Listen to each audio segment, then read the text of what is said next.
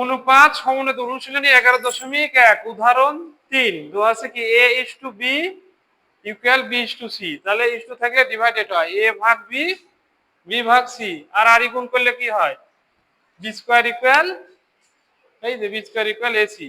Left hand সাইডে দেওয়া আছে a plus b whole square divided b plus c whole square. a plus b whole square সূত্র ভেঙে দিয়ে a square plus 2ab plus b square, আর নিচেও তাই b square plus 2bc plus c square.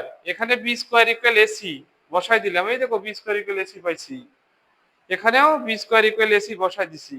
তাহলে লব থেকে কমন কি a, আর হর থেকে কমন কি c।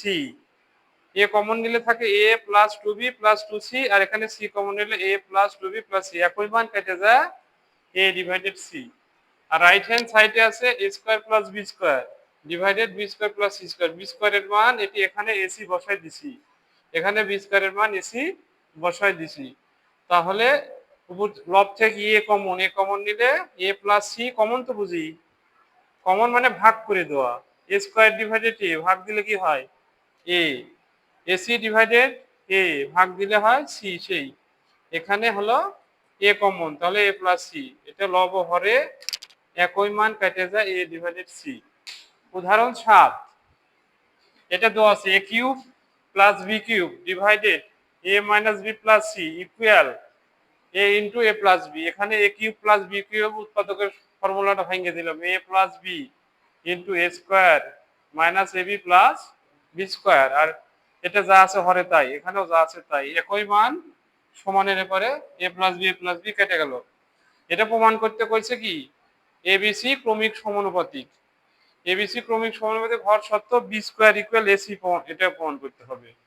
তাহলে এখানে সূত্র ভেঙে দিলাম, এটা একই মান কেটে দিচ্ছি সমানের পারে, তাহলে এটা থাকলো, আর হরে যা আছে তাই, আর এ ডিভাইডেড 1, এর নিচে কিছু নাই মানে 1, আর গুণ, এই দেখো এর সাথে এটা গুণ a minus b plus c, এটা এর সাথে গুণ, আর হলো এটার সাথে 1 গুণ, এই মানই থাকলো।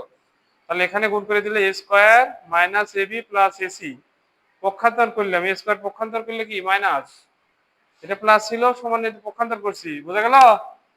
আর কি পক্ষান্তর করছি a মাইনাস b পক্ষান্তর করে প্লাস হয়ে গেছে, তাহলে এটা a প্লাস ab, আর এটা বিপরীত চিহ্ন কেটে গেল, আর এখানে a স্কয়ার মাইনাস আর প্লাস কেটে গেল, তাহলে এখানে থাকলো b স্কয়ার ইকুয়াল ac। তাহলে abc ক্রমিক সমানুপাতিক প্রমাণ করতে হবে কি abc ক্রমিক সমানুপাতিক, শর্ত কি b স্কয়ার ইকুয়াল ac, এর হলে এটা abc ক্রমিক সমানুপাতিক। বুঝছো? বলা লাগবে আবার, বলা লাগবে।